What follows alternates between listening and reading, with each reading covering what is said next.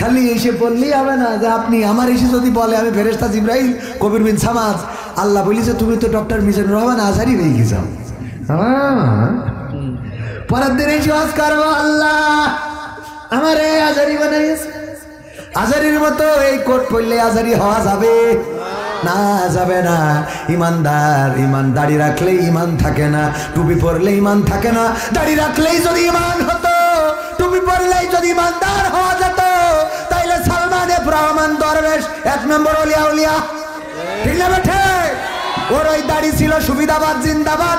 যখন বুঝেছে পালাতে গেলে দাড়ি কাটতে হবে, তখন রাসূলের কলিজায় খুর দিয়েছে, ঠিক না বেঠে? আবার খুর দিল। আমি বললাম পালাবি পালাবি, 5 তারিখে যাই নৌকা ডুবে গেল, ওতে উঠলি কি বলে? যেটা ডুবে গেছে ওতে আবার উঠে। আবার মানিক কাপ আল্লাহ ও চিন্তা করলো, এতদিন দাড়ির বিরুদ্ধে কথা বললাম, টুপির বিরুদ্ধে কথা বললাম, পাঞ্জাবির বিরুদ্ধে কথা বললাম না, আল্লাহ ছাড়া কোনো উপায় নাই। এই জন্য টুপিও পড়লো, দাড়িও রাখলো। তারপরে দিন দুনিয়া ছেড়ে দিয়ে চলে গেল, বাগানে কলা পাতায় শুয়ে থাকলো, ঠিক না বেঠে? কলা পাতায় শোয়ার পরেও আহারে বেরসিক বাঙালি জনগণ তারা এমন মারা মারল যে বিসি দুটো নাকি খুলি নিয়ে চলে গেছে। সহ্য না করে পারবে, খেলা হবে না, কারণ বিসি তো নাই, ঠিক না বেঠে? ভাইয়েরা আমার, আল্লাহর প্রতি নিবেদিত যদি হন, জেলখানায় গেলেও হাসি লাগবে, ফাঁসির কাজটা ঝুললেও আনন্দ লাগবে, কারণ নিবেদিত হয়েছেন কার কাছে? আল্লাহর কাছে নিবেদিত হয়েছিল। ইসমাইল আলাইহিস সালামকে ধোঁকা দিলেন শয়তান। ইসমাইল আলাইহিস সালাম বললেন বাবা কখনো ছুরি চালাতে পারে না সন্তানের কোলে, সন্তানের গলে, বলল না চালাবে, কারণ তার আল্লাহ বলেছে। কয় তার আল্লাহ হইলে তোমার কি? তার মানে তুমি আমার মার কাছে শুনেছি যারা আমাদেরকে ধোঁকা দেয় তুমি সেই শয়তান। মা শিখিয়েছিলেন, কে শিখিয়েছিলেন? মা। আর এখনকার মা শিখায় তুমি পরিমাণে শোনো আপা, পরিমাণে এই যে দেখো এইটা পরিমাণ, এই যে শাহরুখ খান। এবার ছোট বাচ্চা ছেলে যদি বলে শাহরুখ খানকে আমি চিনি, পরিমাণিকেও চিনি, তারপরে আমি করিনা কাপুর চিনি, কয় দেখো আমার ছেলে কত পণ্ডিত হয়ে গেছে, দেখো এসো এই কার নাম জানো তুমি? করিনা কাপুর, ওটা দিয়া নাই, সবার চিনি আমি, দেখিস করিনা কাপুরের নাম। হ্যাঁ ওরে গর্ব, হ্যাঁ আমার ছেলে কত শিক্ষিত। শয়তান কোথাকার, আছে না নাই? এইগুলোতে গর্ববোধ করে। ফোন যদি চালাইতে পারে, গান যদি জুড়তে পারে, আমার ছেলে ছোট বাচ্চা, তাও দেখো কি খাই, দেখো এই গান জুড়ে দেখো, হ্যাঁ খুশি আছে না নাই? কোরআন পড়াইতে দিলা না, হাদিস পড়াইতে দিলা না, মাদ্রাসায় দিলা না, মানুষ বানাইলা না, আর বুড়ো বয়সে এসে বলে হুজুর আমার জন্য একটু দোয়া করতেন। কিসের জন্য? আমার ছেলে আমার খাতে দেয় না, এখনো বুড়ো বয়সে ভ্যান চালাই, শীতের প্রতি অনেক কষ্ট হয়, বাবা আমার জন্য একটু দোয়া করো বাবা, ঠিক না বেঠে? তোর জন্য দোয়া করবে কি? তুই ছোটবেলায় তো আবার এখানে আমার ওই যে শব্দ চলে আসছিল, শব্দ এখানে চলে না, ওই যে নাটকের শব্দ, সাবধান ব্রেক করেছি। সুজন ভাই বলি দেওয়ার পরে ওখানে একবার বেরোয় গেছিল। যাক, আপনাদের এখানে ওই শব্দটা খারাপ, ওইটা না বললাম। এক জায়গার বলি আর এক জায়গার কি ভাইয়েরা আমার, এই জন্য শেখানো লাগবে ছোটবেলায়। আবার মায়েরা আল্লাহর নবী ইসমাইলকে এমন শিখালেন যে ইসমাইল শয়তানকে চিনে ফেলল। শয়তানকে শুধু এই বলল না, আবার পাথর ছুড়ে মারল, শয়তান দূর হ দূর হ, তোর যেন আমার সামনে না দেখি। পাথর মেরেছে না মারে নাই? মেরেছে না মারে নাই? এখন আমরা যে শয়তানের পাথর মারি, ও আমার ভাইজানেরা, আমার কলিজার টুকরারা, ইসমাইল আলাইহিস সালামের সেই ঈমান, কেমন ঈমান! সন্তানকে যখন বাবা বলল যে আমি স্বপ্ন দেখেছি, ইয়া বুনাইয়া ইন্নী আরা ফিল মানামি আন্নী আযবাহুকা ফানজুর মাযা তারা, আমি স্বপ্ন দেখেছি তোমাকে জবাই করছি। সন্তান কোনো দুঃখ করলো না, কষ্টও পাইলো না, বরং সন্তান 3টা ওসিয়ত করেছে। কিতাবে এসেছে কয়টা? সবাই বলেন কয়টা? 3টা ওসিয়ত করেছে। ও বাবা, আপনি আমার জবাই করেন, আপত্তি নাই, এটা তো কোরআনেই আছে। সন্তান বলে বলেছেন ইয়া আবাতি ফাল মা তুমারু সাতাজিদুনি ইনশাআল্লাহু মিনাস সাবিরিন। ওগো আমার আব্বা, আপনি আপনার কর্ম সম্পাদন করেন, আপনি আমার ধৈর্যশীলদের মাঝে দেখতে পাবেন। এই যা তারপরের পরবর্তী যে ঘটনা ছিল সেটাই এমন। ইসমাইল আলাইহিস সালাম বলেন, ওগো বাবা, আমার কুরবানির সময় 3টা কাজ আপনার করে দিতে হবে। বলো বাবা, কি কি কাজ? 1 নম্বর হলো আপনি আপনার চোখ দুটো বেঁধে নেবেন, আপনার চোখটা বেঁধে নেবেন, তারপরে আপনি হাতড়ি আমার গলা দেখে পোজ বাঁধাবেন। 2 নম্বর ওসিয়াত হলো, গো বাবা, আপনি আমার হাত পা বেঁধে নেবেন, আমার হাত পা শক্ত করে বেঁধে নিয়ে তারপরে আমার জবাই করবেন। আর 3 নম্বর ওসিয়াত হলো, আমার জবাইয়ের পরে আমার রক্ত মাখা কাপড় চোপড়গুলো আমার মা জননীর কাছে পৌঁছে দেবেন আর বলবেন আল্লাহর জন্য তিনি কুরবান হয়েছে। ইব্রাহিম আলাইহিস সালাম বললেন, আমার চোখ কেন বাঁধবো বাবা? ইসমাইল আলাইহিস সালাম বললেন, ও বাবা, পৃথিবীর পরে সন্তানের, বাবার সন্তানের পরে যত মায়া, এত মায়া অন্য কোন জিনিসের পরে হয় না। ঠিক না ঠিক? সন্তান কলিজার টুকরা সন্তান, স্ত্রী চলে যায় যাক, কিন্তু সন্তান থাক। অথচ ওই স্ত্রী থেকেই তো সন্তান এসেছে। তারপরেও কথা হলো আমার বউ চলে যাক, কোনো আপত্তি নাই, কিন্তু সন্তানটা আমার পাইতে হবে। এর জন্য আন্দোলন, এর জন্য লড়াই, মামলা, মোকদ্দমা, কেস, জেল সব আছে না নাই? সন্তান পাওয়ার জন্য কলিজার টুকরা সন্তান, এর মতো সম্পর্ক নিঃস্বার্থ একটা সম্পর্ক।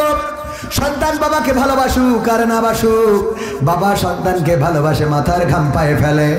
কত বাবা আছে ঈদের সময় সন্তানের জন্য ব্র্যান্ডের জামা কিনে নিয়ে আসে, ব্র্যান্ডের জুতা পরে, ব্র্যান্ডের প্যান্ট পরায়, কিন্তু বাবার পরনে ছিঁড়া লুঙ্গি, গায়ে ছিঁড়া জামা আছে না নাই? ঈদের সময় জুতা কিনতে যায়, সবচেয়ে দামি ব্র্যান্ড সিরাজগঞ্জে, সেই ব্র্যান্ডের দোকান থেকে সন্তানের জন্য জুতা কিনে নিয়ে নিজের জুতাটা কালি করার জন্য মুসির কাছে যায়। নতুন প্যাকেটে জুতা দেখে বলে, আবার জুতা কেন কালি করতে নিয়ে এসেছেন? নতুন জুতা তো কিনেছেন। বাবা উত্তর দিয়ে বলে, এটা আমার সন্তানের জন্য, এই ঈদে আমার জন্য জুতা কিনি নাই। ওগো মুসি, তুমি আমার জুতাটা কালার করে দাও, তা না হলে আমার সন্তান হয়তো প্রশ্ন করতে পারে, বাবা তোমার জন্য কেন কেন নাই? আমার তো তেমন টাকা নাই, এবার ঈদে আমার সন্তানের জুতা কিনে দিলাম। এমন করে সন্তানের জন্য দামি ব্র্যান্ডের জুতা, দামি ব্র্যান্ডের জামা, দামি ব্র্যান্ডের কাপড় সব নিশ্চিত করে, সবচেয়ে দামি স্কুলে পড়ায়, মাসে মাসে বেতন দেয়, বিনিময়ে একটা অমানুষ পয়দা করে। ঠিক না ঠিক? এমন অমানুষ বানায় যে অমানুষটা চাকরি পায়, চাকরি করে, ইঞ্জিনিয়ার হয়েছে, ম্যাজিস্ট্রেট হয়েছে, ব্যারিস্টার হয়েছে, বড় চাকরিজীবী হয়েছে। বিয়ে করার পরে এই বাবা যদি কোনোদিন ঢাকায় ফ্ল্যাটে যায়, বলে বাবা না বলে আসলে কেন, চলে যাবা কখন? ঠিক না ঠিক? বৃদ্ধাশ্রমে যত পিতামাতা আছে খুঁজে দেখেন, সব এলিট পার্সনদের বাবা মা, সব দামি দামি সন্তানের বাবা মা, যারা ভালো ভালো ভালো চাকরি করে, ভালো ভালো টাকা রোজগার করে, কারণ সন্তানদেরকে ব্র্যান্ডের জামা কাপড় পরিয়েছে, ব্র্যান্ডের জুতা পরিয়েছে, কিন্তু সবচেয়ে দামি ব্র্যান্ড কোরআনটা পড়াই নাই। ঠিক আছে ঠিক? এই কোরআনটা যদি পড়াতো, এই কোরআনটা যদি শিখাতো, আমার কোরআন শিখিয়ে দিয়েছে মায়ের সাথে বাবার সাথে এমন আচরণ করো যেন সে উফ পর্যন্ত না করে, আল্লাহু আকবার, যেন সে উফ পর্যন্ত না করে। আর শিখিয়ে দিলেন দোয়া করো, রব্বির রাহমহুমা কামা রব্বায়ানি সগীরা। হে আমার রব, আমার পিতামাতা যেমন করে ছোটবেলায় স্নেহের কোলে লালন পালন করেছে, তুমি তেমন করে আমার পিতামাতাকে তোমার রহমতের কোলে লালন পালন করো। আল্লাহর নবী বলেন, এমন দোয়া যখন কোনো সন্তান পিতার কবরের কাছে, মাতার কবরের কাছে দাঁড়িয়ে করে, আর তার চোখের অশ্রু সোয়ালের পরে আসার আগে এই দোয়া কবুল করা আল্লাহর জন্য ওয়াজিব হয়ে যায়। বলেন সুবহানাল্লাহ। এমন সন্তান কি আপনারা চান? এমন সন্তান যদি চান, তাইলে কোরআনের দীক্ষায় দীক্ষা দিতে হবে, কোরআনের শিক্ষায় শিক্ষিত করতে হবে। যদি সেটা করতে পারেন, তবে ওই সন্তান কবরের কাছে দাঁড়াবে। আমি এমন কোনো ঈদ নাই যে ঈদের আগে আমার বাবার কবর জিয়ারতটা করি না, আমার বাবার কবরের কাছে দাঁড়াই না। কারণ যতটা ঈদ আমার বাবা বেঁচে থাকতে করিয়েছেন, আজ 23 বছর হয়ে গেল। আমার বাবার চলে যাওয়া কয় বছর? 23 বছর আমার বয়স যখন 14, বাবাকে হারিয়েছি। ছোটবেলায় যখন বুঝি না, আমার বাবাও আমার বাবাকে দেখে নাই। 6 মাস যখন বয়স আমার বাবার, তখন আমার দাদা ইন্তেকাল করেছেন। আমার বাবা আমার দাদাকে দেখে নাই। 6 মাস বয়স, তারপরেও কবরটা দেখিয়ে দিয়েছে, এই হলো তোমার বাবার কবর। আমার বাবা আমার আব্বা আমাকে নিয়ে কবরের কাছে দাঁড়াতেন, আমি দেখেছি। যেই বাবাকে চোখে দেখে না, সেই বাবার কবরের কাছে দাঁড়িয়ে দুটি হাত তুলেছেন আর চোখের অশ্রু ঝরেছে। আমার দাদাকে যখন নাকি মানুষই নামাজের দাওয়াত দিত, মুরব্বীদের কাছে শোনাম, যখন বলতো নামাজ পড়ো, ইবাদত করো, আল্লাহর পথে আসো, নামাজি হয়ে যাও, আমার দাদা নাকি জবাব দিত, এই বয়সে কিসের নামাজ, এখনো তো অনেক বছর, অনেক বয়স বাকি। কিন্তু আমার বাবা প্রথম সন্তান হওয়ার 6 মাস পরেই আমার দাদা মারা গেছে। তার মানে কত অল্প বয়সে, বোঝা গেছে? এই অল্প বয়সে যেই লোকটা নামাজ পড়ে নাই, আমার দাদার জন্য আমার বাবা কবরের কাছে দাঁড়াতো, দোয়া করতে, হতে পারে আমার বাবার দোয়ার জন্য আল্লাহ তার জান্নাতের বাসিন্দা করতে পারে। আর আমি এখন কি করি, আমার 2টা কলিজার টুকরা সন্তানকে নিয়ে আমার আব্বার কবরের কাছে দাঁড়াই, কারণ আব্বার ওসিয়াত অনুযায়ী কবরটা একটু দাদার কবর থেকে দূরে, আর আমার কবর হবে দাদার কবরের কাছে। আমি আমার আব্বার কবরের কাছে সন্তানদের নিয়ে দাঁড়াই, আবার আমার দাদার কবরের কাছেও দাঁড়াই, যাতে করে আমার সন্তানরা শিখতে পারে যে এইভাবেই আমার বাবা যখন থাকবে না, তখন আমার দাদার কবর আর বাবার কবর জিয়ারত করা লাগবে। এবার কাবায় যাওয়ার পরে স্ত্রী আর 2 সন্তান নিয়ে গেলাম। 2টো সন্তান এখনো বুঝতে শেখেনি, 5 বছর বয়স আর একটার 10 বছর বয়স। কাবার চত্বরে বসালাম আর বললাম, যতবার কাবাতে এসেছি কাবার মালিককে বলেছি কিছু চাই না, আব্বাকে জান্নাত দিও। হে রব, বড় আশা ছিল আমার আব্বা তোমার কাবা জিয়ারত করবে, আমার মাকে স্বপ্ন দেখাতো একবার তোমাকে নিয়ে যাব, তোমাকে নিয়ে একবারে যাব হজ করতে, আর আশা হয় নাই, কাবাও দেখে নাই, মক্কা মদিনা দেখে নাই। ওগো আল্লাহ, আমি এসেছি, ওগো কাবার মালিক, তুমি যে আব্বাকে কাবা দেখালে না, ওই আব্বাকে তুমি ক্ষমা করে দাও। প্রথমবার আমি আমার মাকে নিয়ে গিয়েছি, কারণ আমার বাবার স্বপ্ন ছিল যেন আমার মাকে নিয়ে যাবে, আব্বা নিয়ে যেতে পারে নাই। আমি আমার মাকে না নিয়ে কাবা ঘর দেখি নাই, কারণ নিয়ত ছিল মাকে আগে দেখাবো, তারপরে আমি কাবা দেখব। যখন কাবায় ঢুকছি বারবার মনে পড়ে আমার আব্বা থাকলে মাকে নিয়ে ঢুকতো, আরে সে আব্বা যার নাই। এরপরে আরো 2 বার গেলাম, 3য়বারের মতো সন্তান দুটোকে কাছে বসিয়ে বললাম, ও বাবা, কাবার মালিককে বলেছি আমার আব্বাকে যেন ক্ষমা করে দেয়, যেদিন আমি থাকবো না তোমরা এসে কাবার মালিককে ডেকে বলে দিও যে আমার বাবাকে ক্ষমা করে দাও। সন্তান এমনিই মানুষ হবে না, এরপরেও যদি মানুষ না হয় আমাদের তো আর দায়িত্ব নাই, আমাদের আর দায়িত্ব আছে। কেনান পথ হারালো, ইউনূস আলাইহিস সালাম, নূহ আলাইহিস সালাম বললেন, ওগো কেনান, নৌকায় ওঠো, এখনো সময় আছে। কেনান বলল, না, নৌকায় উঠবো না। স্ত্রীকে বললো, গো বিবি, আমার নৌকায় ওঠো, এখনো সময় আছে। না, উঠলো না। স্ত্রীও ডুবলো, সন্তানও ডুবলো। করার কি কিছু আছে নাকি? আমাদের চেষ্টা আমরা করব। আপনার চেষ্টা যদি আপনি করেন, আপনার উপরে রহম ঢেলে দিবেন কে? আল্লাহ রাব্বুল আলামিন রহম ঢেলে দিবেন। সন্তান বললেন, ইসমাঈল আলাইহিস সালাম বললেন, ওগো আমার পিতা 3টা ওসিয়াত। 1 নম্বর, চোখ বেঁধে নেবেন, কারণ কলিজার টুকরা সন্তান কত মায়ার, কত ভালোবাসার। আপনি আমার যখন দেখবেন ছুরি চালাতে যেয়ে মায়া হয়ে যেতে পারে, আর যদি কোনো মায়া জন্মে যায় কলিজার মধ্যে, তাইলে জবাই যদি না করতে পারেন, তাইলে আল্লাহর কাছে দায়ী থেকে যাবেন, আল্লাহ রাব্বুল আলামিনের হুকুম তরক করা হয়ে যাবে। সুতরাং নিজের চোখ বেঁধে নিয়ে তারপরে ছুরি চালাবেন, বিসমিল্লাহ আল্লাহু আকবার বলে। চিন্তা করা যায়?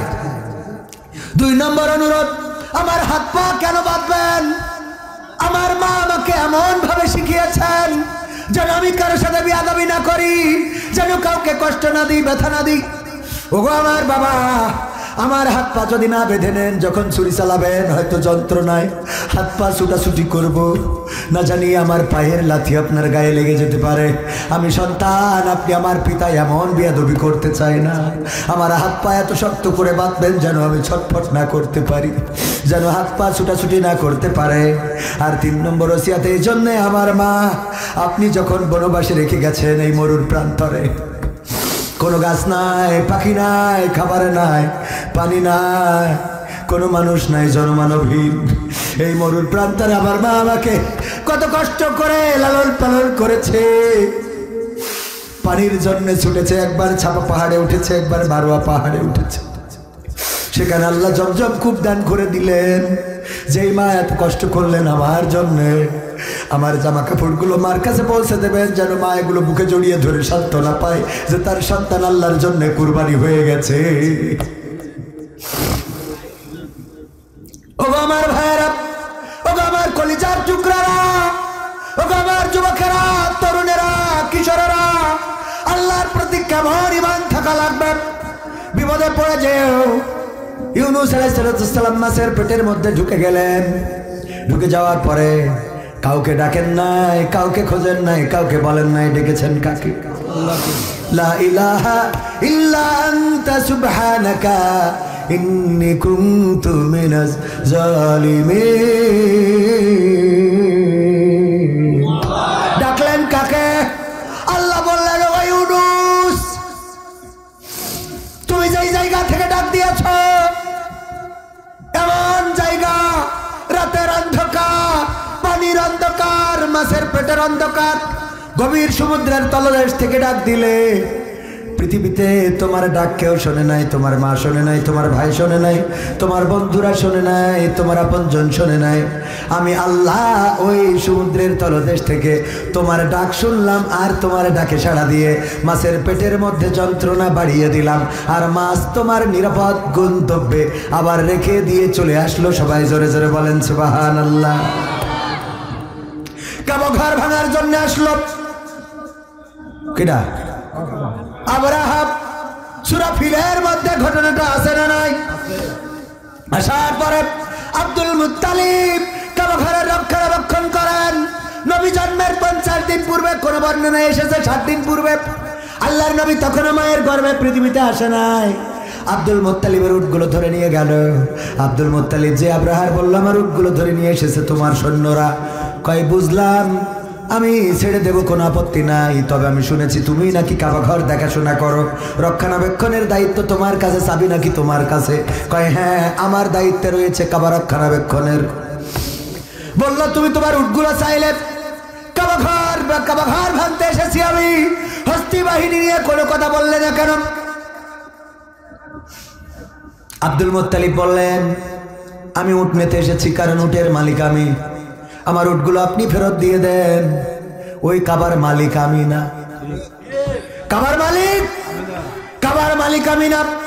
আমার উট যখন আপনি ধরে নিয়ে এসেছেন, আমার দায়িত্ব হলো আমার অনুগত উটগুলো ছাড়িয়ে নিয়ে যাওয়া। আর কাবার মালিক আমি না, কাবার মালিক আল্লাহ। তার যদি প্রয়োজন হয় আমি যেমন করে উট নিয়ে গেলাম, তেমন করে তোমার কাছ থেকেও কাবাটা ছাড়িয়ে নিবে। কাবার দরজায় দাঁড়ালেন। আব্দুল মুত্তালিব দুটি হাত দরজায় রেখে বললেন, হে রব, আমার এমন ক্ষমতা নাই যে ক্ষমতা দিয়ে আব্রাহার এই হস্তি বাহিনীকে থামিয়ে দেব। ওগো রব, এই ঘর তো তোমার ঘর, এই ঘর তো আদম থেকে শুরু করে আজ পর্যন্ত আমরা পেয়েছি, আমরা ভাগ্যবান। তোমার এই ঘর রক্ষার দায়িত্ব তোমার। তোমার যদি প্রয়োজন হয় আল্লাহ, তুমি আব্রাহার হাত থেকে কাবাকে রক্ষা করো। আল্লাহ রাব্বুল আলামিন কি করলেন হস্তি বাহিনীর পরে? আলাম তারা কাইফা ফাআলা রাব্বুকা বিআসহাবিল ফিল আলাম ইয়াজআল কাইদাহুম ফি তাদলিল ওয়া আরসালা আলাইহিম তায়রান আবাবিল তারমিহিম বিহিজারাতিন মিন সিজিল ফাজালাহুম কাআসফিন মাকুল। সূরা আল্লাহ রাব্বুল আলামিন বললেন, ওগো বিশ্বনবী, আপনি কি জানেন না? আপনি কি দেখেননি? তার মানে আল্লাহ দেখাই দিলেন অন্তরের চোখ দিয়ে, অথবা আল্লাহ আগেই জানিয়েছিলেন, অথবা দেখিয়েছিলেন। আল্লাহর জন্য অসাধ্য কিছু আছে? আল্লাহ রাব্বুল আলামিন বললেন, ওগো নবী, আপনি কি দেখেননি আমি হস্তি বাহিনীর সাথে কেমন আচরণ করেছি? আমি তাদের উপরে প্রেরণ করলাম ঝাঁকে ঝাঁকে পাখি, আর ওরা নিক্ষেপ করেছিল কঙ্কর ছোট ছোট, আর সেই ছোট ছোট কঙ্করের মাধ্যমে আমি হস্তি বাহিনীকে পশুর চর্বিত ভুসির নাই করে দিলাম। বলেন আল্লাহু আকবার। আল্লাহর ক্ষমতা আছে না নাই? আল্লাহ পাখি দিয়ে, ছোট ছোট পাখি আর ছোট ছোট পাথর। আল্লাহর প্রতি যারা ঈমান রাখে, আল্লাহর প্রতি যারা বিশ্বাস স্থাপন করে, তাদের কোনো ভয় থাকে না, তারা দুশ্চিন্তাগ্রস্ত হয় না, তাদের কোনো টেনশন থাকে না। আল্লাহর নবী যখন হিজরত করছেন, সওর পর্বতের গুহায় যখন ঢুকে গেলেন, আবু বকর রাদিয়াল্লাহু তাআলা আনহু সব গর্তগুলো বুঝাই দিলেন। অনেক লম্বা ঘটনা, সব বাদ দিয়ে শুধু এতটুকু বলি, আবু বকর রাদিয়াল্লাহু তাআলা আনহু যখন কাফেরেরা ওই সওর পর্বতের গুহায় পায়ের দাগ দেখে দেখে উঠে গেল, ওই সওর পাহাড়ে যারা গিয়েছে তারা জানে অনেক উঁচু পাহাড়। হাজিরা আছে না নাই? হাজিরা যারা আছেন তারা জানেন অনেক উঁচু পাহাড়। এই উঁচু পাহাড়ে উঠে গেল। আবু বকর বলল, ওগো নবী, ওদের পা দেখা যায়, আর বাঁচার কোনো রাস্তা থাকলো না। এখন যদি নিচের দিকে তাকায় আমাদের দেখে ফেলবে। আমরা তো সংখ্যায় মাত্র 2 জন, আর ওরা কত শত। আল্লাহর নবী বললেন, ওগো আবু বকর, তুমি ভুল বলেছো, ভুল বলেছো। আমরা সংখ্যায় 2 জন নই, আমরা সংখ্যায় 3 জন। আমরা 2 জন আর সাথে আছেন আল্লাহ। আল্লাহু আকবার। সাথে আছেন আল্লাহ। আল্লাহ রাব্বুল আলামিন রক্ষার জন্য কি পাঠিয়ে দিলেন? মাকড়সা জাল বুনল, কবুতর এসে ডিম দিল। তারপরে কাফেরদের মনের মধ্যে কি যেন তৈরি করে দিলেন। ওরা বলা বলি করলো, এই গুহার মধ্যে কেমন করে নবী মুহাম্মদ ঢুকবে? দেখো এখনো মাকড়সার জাল রয়েছে যেমন তেমন। কবুতরের ডিম পেড়েছে, কবুতর তো উড়ে যেত। সেই কবুতরগুলো এখনো মক্কায় মদিনায় কদর আছে না নাই? যারা গিয়েছে তারা জানে। গিয়েছেন না? কত কদর। ওই কবুতর গুলোর মারেও না, ধরেও না, খায়ও না। কবুতর গুলো ঝাঁকে ঝাঁকে পালে পালে। ওগো আমার ভাইয়েরা, আল্লাহ রাব্বুল আলামিন তার নবীর দায়িত্ব নিলেন, হেফাজত করলেন। এমনি ভাবে এখনকার সময়ও যদি কেউ আল্লাহর কাছে হেফাজত চায়, আল্লাহর কাছে যদি সাহায্য চায়, ঈমান যদি হয় ইব্রাহিমের মতো, এখনকার আগুনে ফেললে সেই আগুন ফুল বাগান হয়ে যাবে। সবাই জোরে জোরে বলেন সুবহানাল্লাহ। আলোচনায় কি যাব? আমি কিন্তু এখনো শুরু করিনি। শুরু করবো না? থাকতে রাজি আছে? রাজি আছে? থাকবে কতক্ষণ? হ্যাঁ, একদম মুখস্থ ডায়ালগ। হুজুর সারা রাত খানিক পরে বলবে, হুজুর কি ফিসাম নিয়ে গেছে 10টা পর্যন্ত? 5টা? তোদের তো আবেগ আছে, বড় হলে তো গাঁজা খেয়ে বেড়াবে। 5টা পর্যন্ত এখন থাকো। যে বুঝতে শেখে সে আর খুঁজে পাওয়া যায় না। আল্লাহ ওদের হেদায়েত করুক। বলে না আমি, যারা আজকে এসেছে ওরা যেন এই পথে না যায়। বলে না আমি, আল্লাহ যেন এদেরকে দিনের খাদেম বানিয়ে দেন। বলে না আমি। কারণ সমাজটা খুবই খারাপ হয়ে যাচ্ছে। আজকালকের ছেলেরা বই নিয়ে আর বসে না। ও বাবা, গুগলে সার্চ করিয়া পড়ি। ওরে কালের মেয়েরা কোরআন হাদিস ধরে না। আমার সিরাজগঞ্জের মা বোনেরা সবাই না, অনেকেই কোরআন হাদিস পড়ে না। ও আল্লাহ, টিকটকে ভিডিও ওরা করে। ঠিক না বেঠে? আজকালকের ছেলেরা বই নিয়ে আর বসে না, গুগলে সার্চ করিয়া পড়ি।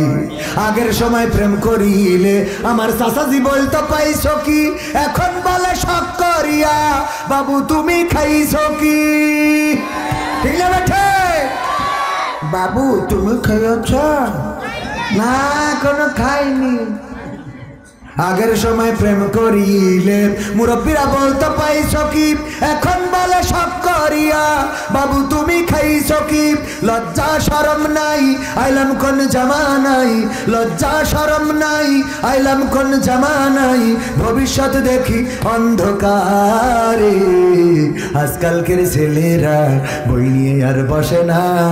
ও বাবা, মোবাইলে সার্চ করিয়া পড়ি। নতুন করে হয়েছে চালু এখন আবার কোন ট্রেন্ড, পরিচয় করাই দেখি এই আমার গার্লফ্রেন্ড। আছে না নাই? সাথে করে নিয়ে সিরাজগঞ্জে ঘুরে বেড়ায়, বগলের মধ্যে হাত। ওরে বাবা, একসাথে হেঁটে যায় কতক্ষণ গল্প। তুমি এসেছো বলে আকাশটা এত রঙিন, তুমি এসেছো বলে নদীর পানি এত স্বচ্ছ, তুমি এসেছো বলে পাখিগুলো এত সুন্দর, তুমি এসেছো বলে শাপলা ফুটেছে। ও না আসলে ফুটতো না। ঠিক না বেঠে? আমি সাগরের ঢেউ থামাবো শুধু ভালোবাসা দিয়ে, আমি পাথরে ফুল ফোটাবো শুধু ভালোবাসা দিয়ে। আছে না ভাই? সাগরের ঢেউ সেই ছেড়ে দেন মাঝখানে, তুই কিরাম ভালোবাসিস দেখি, কথা কয় না, তোর সাগরের মাঝখানে ছেড়ে দেবো উত্তাল তরঙ্গমালার মধ্যে। ভালোবাসা তো দূরের কথা, বাসাই তো থাকবে না, ঠিক না বেটে? ভালোবাসা মানে বলে তখন বলবে একরকম একটা বাসা হলেই হয়, ভালোবাসা আর খুঁজবে না, টিন শেড বাসা খুঁজবে, ঠিক না বেটে? আর ভালোবাসার দরকার হবে না। তুমি পাথরের কেমন ফুল ফুটাইতে পারো ভালোবাসা দিয়ে, ওই ট্রেন রোডে যে পাথর আছে ওইতে মাথায় একটা ঘাদে দেখো, তোর কি রাম ফুল ফুটাইনো? হ্যাঁ, এরকম আছে না নাই? কথা বলে কবির কল্পনায়, ওই কবির কল্পনায় কথা বলে লাভ নাই, এগুলো বাস্তবে রূপ নেয় না, এগুলোর সাথে বাস্তবতার কোনো সম্পর্ক নাই। বাস্তবতা হলো আল্লাহ রাব্বুল আলামিন, বাস্তবতা হলো কোরআন, বাস্তবতা হলো হাদিস, বাস্তবতা পরকাল, বাস্তবতা জান্নাত জাহান্নাম ফুলসিরাত। দুনিয়ার ভালোবাসা কোনো বাসায় না, কারণ তুমি যারে ভালোবেসে বিয়ে করে আনলে শুধুমাত্র যদি মেশিনটা নষ্ট হয় ওই বউ আর থাকবে না, ঠিক না বেঠে? কত ভালোবাসা বাসো, আহারে ভালোবেসে চিন্তা করলে আমার বউ এত কষ্ট করে সকাল থেকে সন্ধ্যা পর্যন্ত, বউ একটা না দুটো একটা, চিন্তা করলো সকাল থেকে সন্ধ্যা পর্যন্ত কত খাটনি। সকালে উঠে ফজরের নামাজ পড়ে আগে সন্তানদের রেডি করো, স্কুলের ভ্যানে তুলে দাও, তাদের কাপড় চুপড় কাছো, রান্না করো, বান্না করো, নাস্তা রেডি করো, এই করো তাই করো, গরু আছে গোয়াল পরিষ্কার করো, আত্মীয় স্বজন আসলে কত কি। এই চিন্তা করে আমার ভাইজান চিন্তা করলো বউ আর একটা এনে দি। চিন্তা কি খারাপ? এখনকার সময় এই রিস্ক যদি কেউ নাই, আগের সময় তো ছিল অশান্তি হতো। আগের সময় কি হতো? এক মুরব্বী শুনেছে যদি শুক্রবার জুম্মার দিন কেউ মসজিদে আগে যায় তাইলে একটা কবুল হজের সোয়াব পাবে। ও চিন্তা করলো আমি যেহেতু বুড়ো মানুষ, আমার এত টাকা নাই, আমার হজ করাও তো সম্ভব না, সুতরাং জুম্মার দিন আগে যাবো, যে মসজিদে একটা কবুল হজের সোয়াব আমল নামায় লিখে নেব। যে দেখে আর এক মুরব্বী বসা, চিন্তা করলো আজকে পাইনি, অসুবিধা নেই, আগামী দিন পরের সপ্তাহের একটু সকাল করে গেছে, যে দেখে তাও সেই মুরব্বী বসা। এর পরের সপ্তাহে চিন্তা করলো আর একটু আগে করে যায়, যাওয়ার পরে দেখে তাও সেই মুরব্বী বসা, মিজাজটা গেছ খারাপ হয়ে, মুরব্বী তোমার বাড়ি কোনো কাজ কাম নেই, শুক্রবারে আসলেই তুমি আগে বসে থাকো কেন? সমস্যা কি? সমস্যা হলো আমি গরিব মানুষ, সিরাজগঞ্জের রাস্তার উপরে ভ্যান চালাই, রিক্সা চালাই, আমার দিয়ে তো হজ করা হবে না, এত টাকা আমার নাই। হুজুরের কাছে সেদিন জুমার বয়ানে শুনলাম, যদি কেউ জুম্মার দিন প্রথমেই মসজিদে আসে আল্লাহ তার আমলনামায় একটা কবুল হজের সওয়াব লিখে দেয়। আমি এই চিন্তা করে 3 সপ্তাহ ধরে হাঁটতেছি, এখন পর্যন্ত কবুল হজের সওয়াব নিতে পারলাম না, সব তুমি নিয়ে বসে থাকো।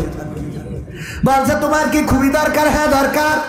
তাইলে এক কাজ করো, দ্বিতীয় বিয়ে হজে যেহেতু যেতে পারবে না, টাকা নাই, আরেকটা নিকে কি করা যাবে, বিয়ে কি করা যাবে? এটা পারবা না, এটা হবে না, তাইলে আর একটা বিয়ে করো। কয়টা কবুল হজের দরকার, সব পেয়ে যাবা। ওই মুরব্বী আর একটা বিয়ে করেছে, করার পরে পরের সপ্তাহে যেই মুরব্বী বসে থাকতো ও যে দেখে এই নতুন মুরব্বী বসা, এসে বলতেছে বাজার আজকে কি কুরবানি, আজকে কি কবুল হজের সওয়াবটা আমল নামায় পাওয়া গেছে নাকি? আচ্ছা বাপু করতে পারবো না। কেন বলতে পারবা না?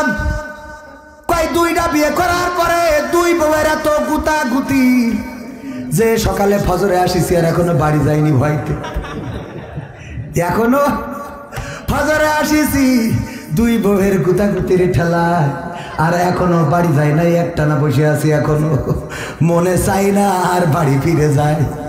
ভাইরা আমার, আগের সময় 2টা বিয়ে করলে অশান্তি হতো, এটা ঠিক, কিন্তু এখনকার সময় আরো মারাত্মক মারাত্মক মানবতা কোণে যেয়ে ঠেকেছে। যদি কেউ 2টা বিয়ে করে, কয়েকদিন আগে দেখলাম এক হাফেজের ডাইরেক্ট গলা টিপে মারি ফেলেছে। চোখে পড়েছেন আপনাদের? দেখেছেন আপনারা? যদি চোখে না পড়ে অনলাইনে সার্চ করে দেখেন, হাফেজে কোরআন দ্বিতীয় বিয়ে করার কারণে বউ গলা টিপে মেরে ফেলেছে। এইটা তো গেল একরকম যে মরি গেছে, বেশি গেছে, ঠিক না ভাই? ঠিক।